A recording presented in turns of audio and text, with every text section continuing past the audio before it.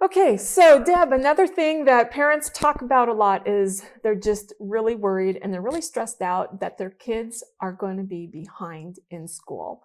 And, I have a lot of conversation with a lot of them about the fact that all kids are at the same place. All kids are dealing with the same issue. Being what kids have had for schooling for this past year has not necessarily been the best for their learning. And it's not teachers' fault. It's not parents' fault. It's not the kids' fault. It is what it's been. And it's another COVID consequence is essentially the only way to look at that, is that socially, emotionally, academically, financially, all of the aspects in which we kind of live life, even spiritually, are going to be impacted as a result. What I've seen coming out of Oregon is that things are still okay, but I don't know that because it hasn't come out on the year basis yet. I know that kids socially and emotionally, mentally, are not doing well. We do know that, absolutely. Higher levels of depression, higher levels of anxiety, higher levels of suicide rates. People are just not faring well in this, in part because it's a pandemic of social isolation versus a pandemic of just poor health. Because when bad things happen, we congregate in groups to be able to get support because we're social critters. And so we need it. It's not even a want to be socialized. So that's kind of one of those pieces. Socialization is a regulatory piece. And so when you're not regulated socially and emotionally, academics, and don't take this the wrong way, academics is not a priority. Academics becomes something that just isn't as important, because if your brain isn't right, you can't be in a place to learn. And we know that with kids who have high trauma, high stress backgrounds, that until that high trauma and that high stress is quiet in their lives, academia simply is not a priority. It's just, ABCs and 1, 2, 3s are irrelevant when you don't know where your next meal is coming from, where you don't know if you're safe, where you don't know if you have a home. And so this mirrors that in a different level because things are not stable and quiet in the background for the kids. So then you have a correlated consequence of, yes, of course, this makes sense that we're going to have a decrease in education, generally speaking.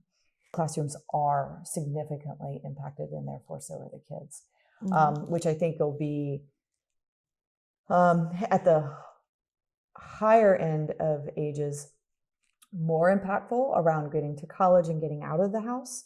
At the younger age, you're not going to see quite the impact because those kids tend to be, they're younger, they're more resilient, they have more time, where the older kids, it's hard for them to go tour a college campus in person or take the test or the scholarship or whatever it happens to be because they don't have access to the resources in order to be able to do those things. So they don't have the same amount of time that, say, a kindergarten first grader does to be able to learn their ABCs and 1, 2, 3s. So what that will look like globally, I think it's going to depend a lot on what was open and what was closed. Services that were accessible to young kids versus older kids, how families coped. I think people of color and people who do not have the same access to resources as others are going to be impacted at a much greater level than those whose access didn't really change.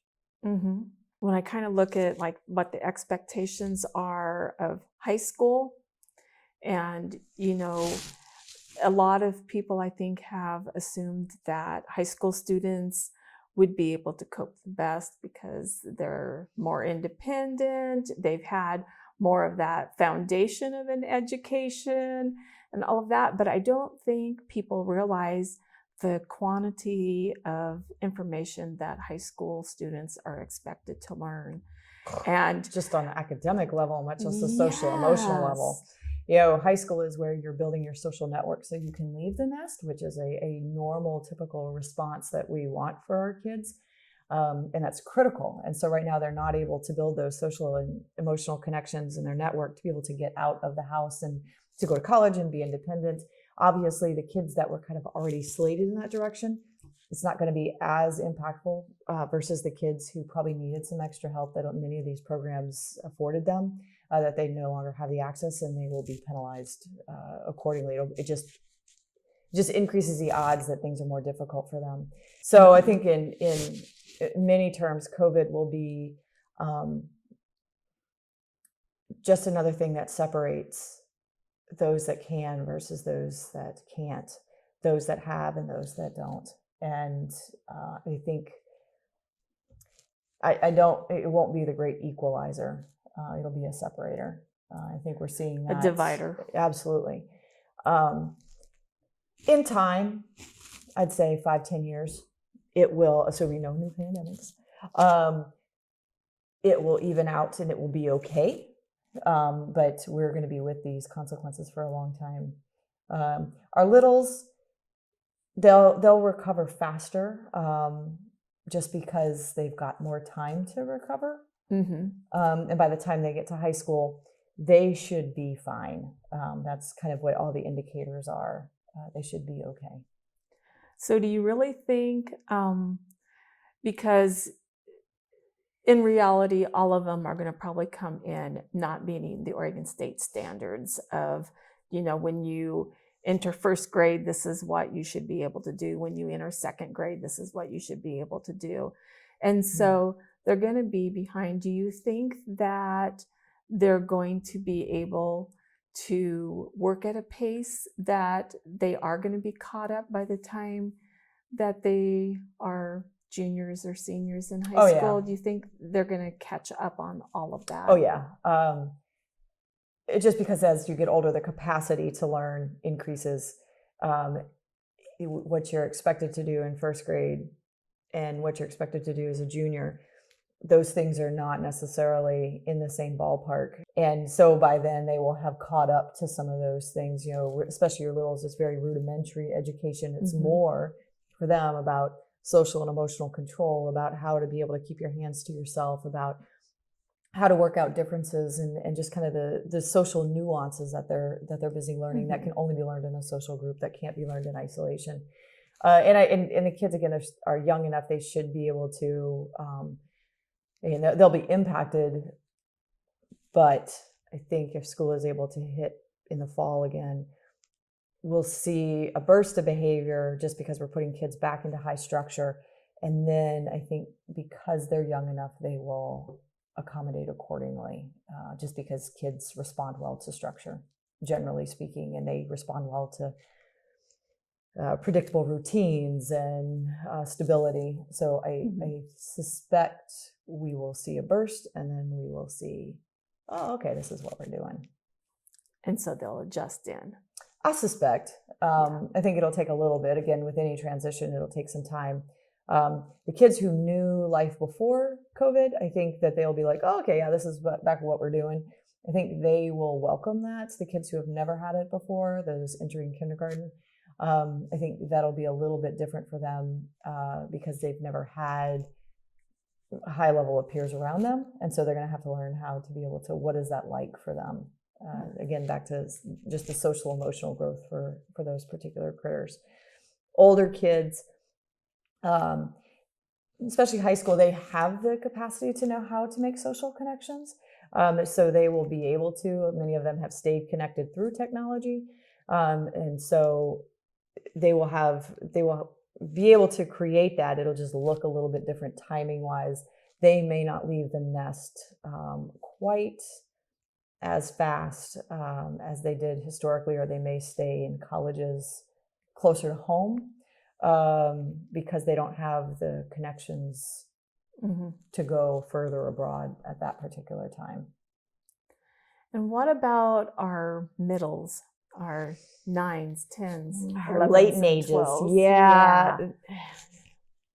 They will still have enough time, but they're in a group, a kind of a unique group where COVID will go with them. They've had their sports interrupted. They really struggled with, in kind of 9 through 12 is really what we call kind of our norming and storming, is where they're trying on their identity. They're trying to figure out who they are and who their friends are and what they want in their lives.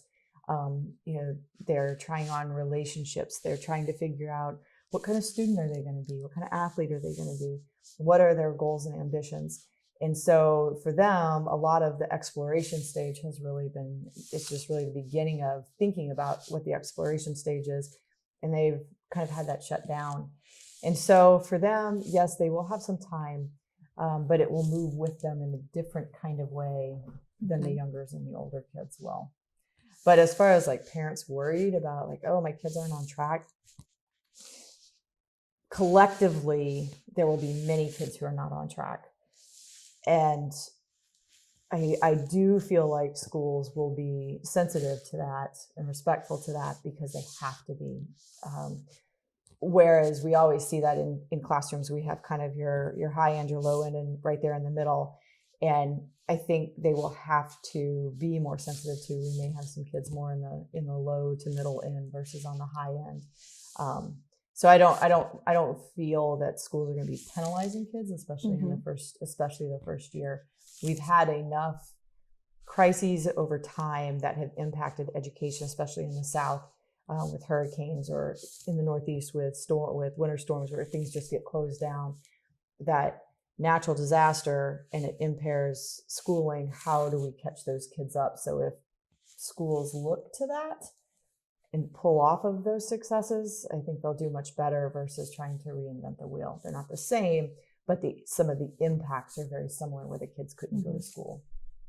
So what do you think parents can do to help those middles? Do you have any words of advice or any thoughts? When safe to do so and when it's appropriate to do so, socialization is a huge one. They still need to socialize their kids, and not just through technology, but actually in person. Academically, they're really stressing the importance of academics, because at this age, we see a lot of kids starting to kind of question the importance of academics. Like, why am I doing this? What's the point? And this is only going to kind of emphasize that even more so, because the kids are feeling so meh about it. But really, yes, school is important. It's important that we go every day. It's important that we get ready for school. It's important that we attend. It's important that we get good grades. So emphasizing that without pressuring them or forcing them to conform, I think, is important as well. And then obviously, if the kid is involved in sports, helping them be involved in sports, creating opportunities for that. If the kid's not involved in sports, some other extracurricular activity for them, so that there is increased level of socialization as much as possible.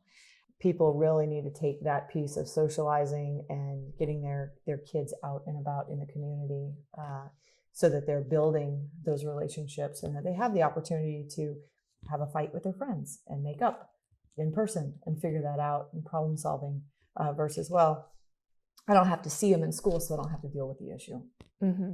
I can just avoid it, pretend like it didn't happen, and hey, if I never talk to them again, well, so be it. There's a lot of easy outs, and especially in middle school, that's where a lot of that problem solving is taking place, on how to in-person problem solve. I like this boy today, I like this girl tomorrow, and whoop, that was my friend's boyfriend, or that was my friend's girlfriend. And eek, I have to figure this out and sort through that.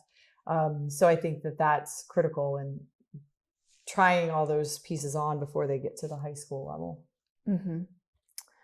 Okay, well, thanks for those thoughts. You're welcome. And I think that our kids are going to make it. It's going to be a little bit of a longer road. And there's a pause in there, a big long pause, right? Yeah. They'll be okay. It just is going to take some time. Everybody will be okay. It just takes some time to recoup, and people just weren't prepared. They weren't ready. They didn't know what was coming at them, and most people have never experienced anything like this in their lifetime, so there's nothing to model from. But pandemics have happened before. They will happen again, and every time we do things a little bit differently, we do things a little bit better, we learn. Okay, thank you.